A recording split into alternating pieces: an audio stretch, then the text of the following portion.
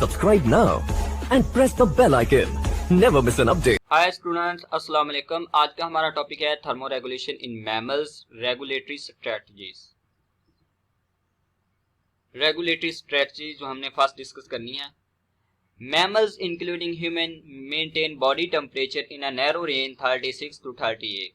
तो अगर मैमल्स की बात करें तो मैमल्स में ह्यूमन बीइंग भी शामिल है। तो ये अपनी बॉडी का जो टेम्परेचर है वो 36 से 38 के दरमियान रखते हैं, चाहे एक्सटर्नल इन्वायरमेंट जो है वो कूल्ड हो या हॉट हो। यानी कि एक्सटर्नल इन्वायरमेंट का टेम्परेचर चाहे इंक्रीज हो रहा हो या डिक्रीज हो रहा हो, लेकिन इन्होंने अपनी बॉडी का टेम्परेचर जो है इस रेंज में रखना है। तो ये रेंज क्या होती है? ये नैरो रेंज होती है। यानी कि अगर 36 है तो 37 भी हो जाए तो ठीक है, 38 तक जाए तो फिर भी ठीक है, बॉडी जो है ना वो नॉर्मली वर्क कर सकती है। लेकिन इससे ज्यादा और इससे कम अगर हो तो फिर जो है ना बॉडी के लिए प्रॉब्लम होती है। तो इसलिए मैमल जो क्या करते हैं कि वो प्रोसेस करते हैं थर्मो रेगुलेशन में, डिफरेंट जो है ना अपने पाथवे वो चूज करते हैं जिससे अपनी बॉडी का टेम्परेचर जो है वो मेंटेन रखते हैं। Because birds and mammals are endotherm. तो इसकी क्या वजह है कि ये अपने बॉडी टेम्परेचर जो रेगुलेट करते हैं? तो उसकी वजह ये है कि ये एंडोथर्म्स होते हैं। एंडोथर्म्स में हमने पढ़ा था कि ऐसे एनिमल्स जो अपनी बॉडी के अंदर टेम्परेचर या हीट को प्रोड्यूस करते हैं उसको कहते हैं एंडोथर्म। एंडो मीन अंदर और थर्म मीन हीट, यानी कि हीट को अपनी बॉडी के अंदर प्रोड्यूस करने वाले एनिमल्स को क्या कहते हैं? एंडोथर्म्स कहते हैं। और इसमें एग्जांपल देखें तो ये बर्ड्स और मैमल्स जो है वो इस कैटेगरी में आते हैं। Have high metabolic rate and energy. अब ये एक और क्वेश्चन है कि एंडोथर्म्स होते हैं वो हीट क्यों प्रोड्यूस करते हैं, कैसे प्रोड्यूस करते हैं? तो उसकी वजह क्या है? High metabolic rate. क्योंकि इसका जो मेटाबॉलिज्म है और इसका जो मेटाबॉलिक रेट है वो बहुत ज्यादा फास्ट होता है, और इस फास्ट होने की वजह से फिर उससे एनर्जी भी प्रोड्यूस होती है। मेटाबॉलिज्म से एनर्जी प्रोड्यूस होती है। तो फिर ये एनर्जी जो है वो हीट प्रोड्यूस करने के लिए वो यूज करते हैं। तो इसलिए इसको एंडोथर्म्स कहते हैं कि इनका मेटाबॉलिक रेट ज्यादा होता है और एनर्जी प्रोडक्शन भी इसकी बॉडी के अंदर ज्यादा होती है। Have greater ability for adaptation and wider diversity. तो इस वजह से, एंडोथर्मिटी की वजह से, इनकी एक एबिलिटी ये भी है कि ये अडेप्ट कर लेते हैं अपने आप को। किसी भी इन्वायरमेंट जाएं तो वो उसको अपने आप में अडेप्ट कर लेते हैं। तो इसलिए बर्ड्स और मैमल की जो डाइवर्सिटी है वो बहुत ज्यादा प्रेजेंट है। क्यों प्रेजेंट है? क्योंकि कुछ बर्ड्स और एनिमल्स मैमल्स जो हैं वो हॉट इन्वायरमेंट में रह रहे हैं और कुछ बर्ड्स और मैमल्स जो है वो कूल्ड इन्वायरमेंट में रह रहे हैं। तो इसकी वजह क्या है? एंडोथर्मिटी, कि वो अपनी बॉडी का टेम्परेचर जो है वो रेगुलेट करते हैं, अपने अंदर हीट को प्रोड्यूस करते हैं। तो first process is shivering thermogenesis. The rate of heat production is increased by increased muscle construction by movement or shivering called as shivering thermogenesis। ऐसा प्रोसेस जिसमें मसल जो है वो अपनी मूवमेंट में फास्टली मूव करते हैं और जिसकी वजह से हीट जो है वो प्रोड्यूस होती है। तो ऐसे प्रोसेस को कहते हैं शिवरिंग थर्मोजेनेसिस। अगर हम ये एग्जांपल देखें तो इसके जो पोस्चर से हमें पता चल रहा है कि ये शिवर कर रहा है।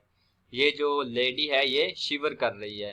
तो इस पोस्चर को हम कहते हैं शिवरिंग। तो शिवरिंग क्यों होती है? शिवरिंग होती है कि मसल जो है वो एक दूसरे के साथ रब करते हैं और कंट्रैक्ट करते हैं, रिलैक्स करते हैं, और इस वजह से हीट प्रोड्यूस होती है बॉडी में, और वो बॉडी में हीट जो है वो यूज की जाती है टेम्परेचर को मेंटेन रखने के लिए। तो ऐसे प्रोसेस को कहते हैं शिवरिंग थर्मोजेनेसिस।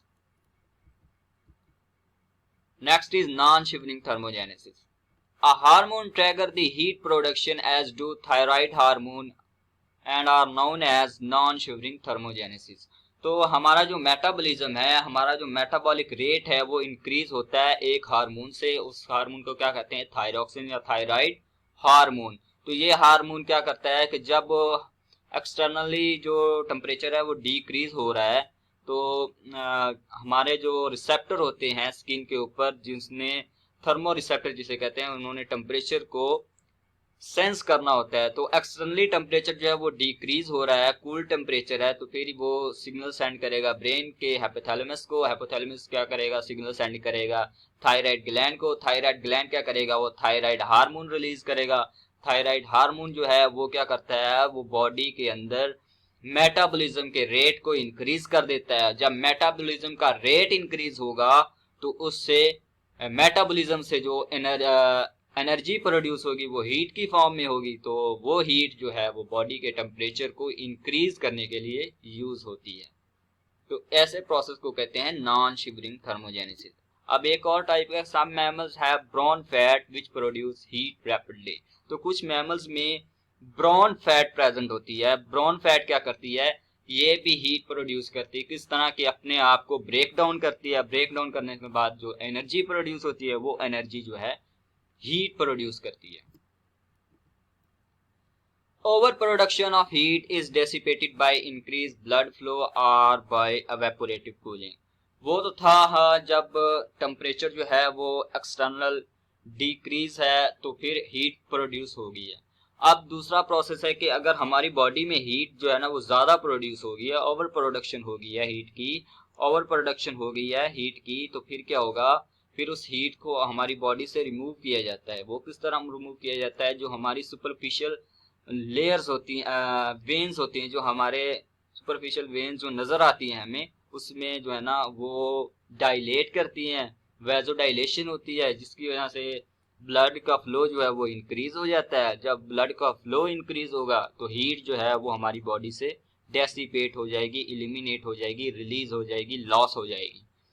और इसी तरह एक और प्रोसेस है एवेपोरेटिव कूलिंग। एवेपोरेटिव कूलिंग कब होती है, जब हमारी बॉडी ये सेंस करती है कि एक्सटर्नल टेम्परेचर जो है वो काफी ज्यादा इंक्रीज कर गया है और हमारी बॉडी का टेम्परेचर भी इंक्रीज हो रहा है। तो फिर जो क्या करता है, हाइपोथैलेमस को ये सिग्नल जाता है। हाइपोथैलेमस सिग्नल सेंड करता है स्वेट ग्लैंड को। स्वेट ग्लैंड क्या करता है, वो स्वेट प्रोड्यूस करता है, पसीना प्रोड्यूस करता है। तो वो स्वेट जो है वो हमारी बॉडी के ऊपर स्प्रेड हो जाता है। फिर वो जो स्वेट है वो हमारी बॉडी से हीट को एब्जॉर्ब करता है और खुद वेपर में बन जाता है, वेपर में कन्वर्ट हो जाता है।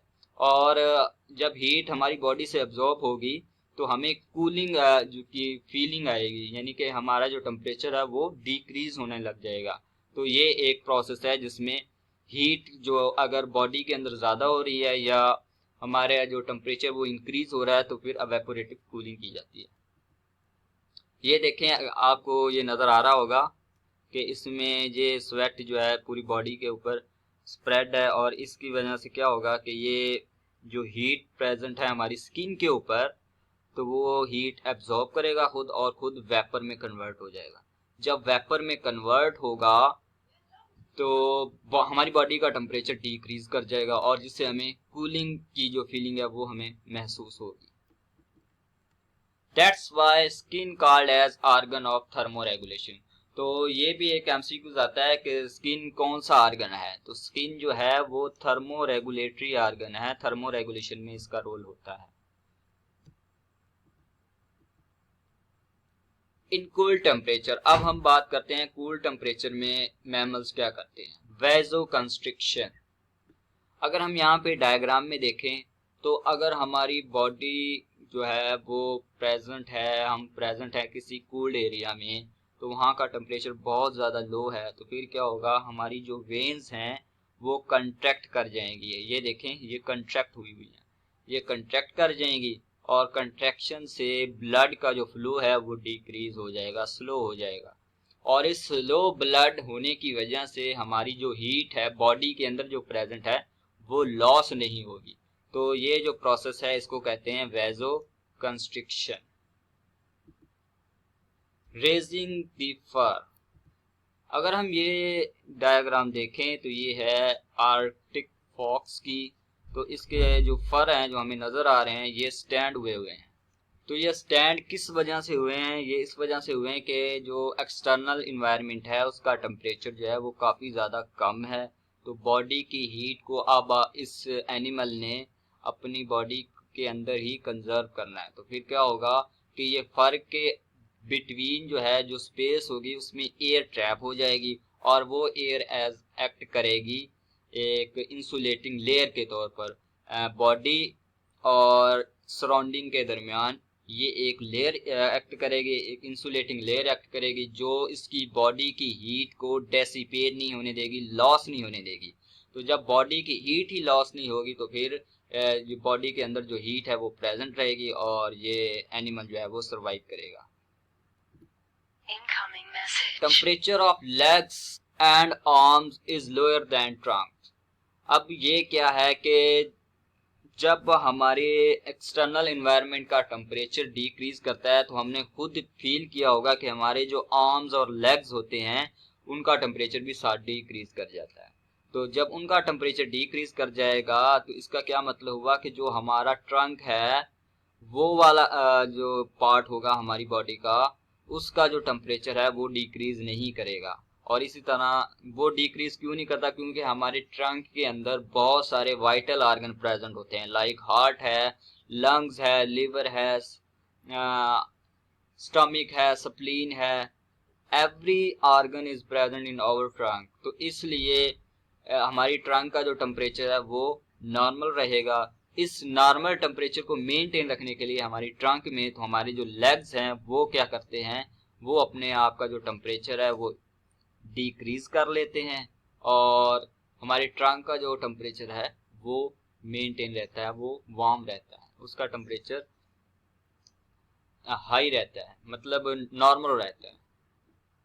Layer of fat. अब जो हमारे स्किन है, स्किन के नीचे एक लेयर प्रेजेंट होती है फैट की जिसको कहते हैं सबडर्मल फैटी लेयर। तो वो फैटी लेयर क्या करती है, वो हमारे हीट को हमारी बॉडी से डेसिपेट नहीं होने देती, लॉस नहीं होने देती, वो भी एज अ इंसुलेटर का तौर पर एक्ट करती है ताकि हीट जो है हमारी बॉडी की वो बाहर ना जाए। Whales and seals have blubber fat layer.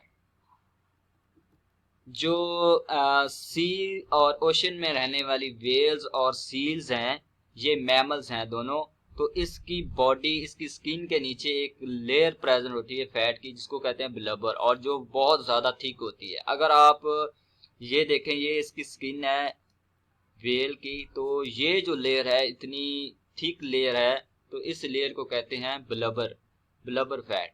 तो ये क्या करती है, ये भी इसकी बॉडी की जो हीट है वो बाहर लॉस नहीं होने देती, चाहे जो वेल्स है ये जो अगर कूल्ड वाटर में भी रहे तो इसका जो टेम्परेचर है वो डिक्रीज नहीं होता। Next is in warm temperature vasodilation. अगर हम यहाँ पे देखें तो ये है वेजोडाइलेशन। इसमें क्या होता है कि हमारी जो वेन्स हैं वो वार्म टेम्परेचर में क्या होती हैं कि वो डायलेट कर जाती हैं, उसका जो एरिया होता है वो इंक्रीज हो जाता है और जिसकी वजह से ब्लड का जो फ्लो है वो फास्टली होने लग जाता है। जब ब्लड का फ्लो ज़्यादा होगा तो जो हीट होगी हमारी बॉडी की वो बॉडी से लॉस हो जाएगी, जिसकी वजह से बॉडी का टेम्परेचर जो है वो मेंटेन रखा जाता है। तो ऐसे प्रोसेस को क्या कहते हैं, वेजोडाइलेशन। वेजोडाइलेशन में वेन जो है हमारी ब्लड वेसल जो है वो डायलेट कर जाती हैं, फैल जाती हैं, जिसकी वजह से उसके अंदर ब्लड का फ्लो जो है वो इंक्रीज हो जाता है। जब ब्लड का फ्लो इंक्रीज होगा तो हमारी बॉडी के अंदर जो हीट प्रेजेंट होगी, जो हमारे ब्लड के अंदर भी हीट जो प्रेजेंट होगी वो बॉडी से रिमूव कर दी जाती है।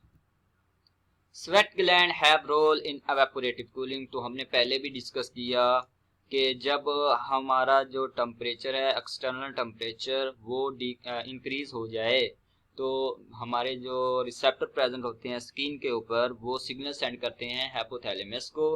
हाइपोथैलेमस सिग्नल सेंड करता है स्वेट ग्लैंड को, और स्वेट ग्लैंड क्या करता है, ये स्वेट प्रोड्यूस करता है और ये स्वेट क्या करता है, हमारी बॉडी के ऊपर स्प्रेड हो जाता है। और जब ये स्प्रेड हो जाए तो हमारी स्किन के ऊपर प्रेजेंट होता है, तो हमारी स्किन की जो टेम्परेचर है उसको, उसकी जो हीट है उसको एब्जॉर्ब करता है। जब उसकी हीट को एब्जॉर्ब करेगा तो खुद वेपर में कन्वर्ट हो जाएगा और हमारी स्किन का जो टेम्परेचर है वो डिक्रीज कर देगा। तो ऐसे प्रोसेस को क्या कहते हैं? Evaporative cooling. पेंटिंग, तो पेंटिंग क्या है? ये आप डॉग को देख सकते हैं, डॉग का जो टेम्परेचर होता है वो मेंटेन उसकी टोंग से होता है। अब ये टोंग क्यों बाहर निकालता है? टोंग इसलिए बाहर निकालता है क्योंकि इसमें स्वेट ग्लैंड प्रेजेंट नहीं होता, और जब स्वेट ग्लैंड प्रेजेंट ना होगा तो फिर इसमें इवेपोरेटिव कूलिंग का जो प्रोसेस है जिससे बॉडी टेम्परेचर जो है वो डिक्रीज होकर मेंटेन हो जाता है, वो नहीं होता। तो इसलिए ये अपनी टोंग बाहर निकालता है। टोंग का जो कनेक्शन होता है वो रिस्पिरेटरी सिस्टम के साथ होता है, तो इसके थ्रू ही ये जो अपनी बॉडी का टेम्परेचर जो है वो कम करता है, मेंटेन रखता है, क्योंकि टोंग जो है वो आगे से मॉइस्ट होती है और इससे इवेपोरेटिव कूलिंग के थ्रू इसकी बॉडी का टेम्परेचर जो है वो डिक्रीज हो जाता है। Bats use saliva and urine for evaporative cooling. अगर बैट्स को देखें तो बैट्स क्या करती है, वो अपना जो सलाइवा है वो अपनी बॉडी के ऊपर स्प्रेड कर लेती है, या फिर यूरिन जो है वो अपनी बॉडी के ऊपर स्प्रेड कर देती है, जिससे क्या होगा कि वो यूरिन या सलाइवा जब वेपर में कन्वर्ट होगा तो वेपर में उस वक्त कन्वर्ट होगा जब वो उसकी बॉडी की जो हीट है वो एब्जॉर्ब करेगा, खुद वेपर में कन्वर्ट हो जाएगा और बॉडी को कूल कर देगा। तो इसलिए इसको कहते हैं इवेपोरेटिव कूलिंग। तो ये था आज का हमारा टॉपिक। उम्मीद है आपको पसंद आया होगा। अगर आपको ये वीडियो पसंद है तो अपने दोस्तों में इसको शेयर करें और हमारी वीडियो को लाइक करें और हमारे चैनल ज़ू बायो को सब्सक्राइब करें। Thank you.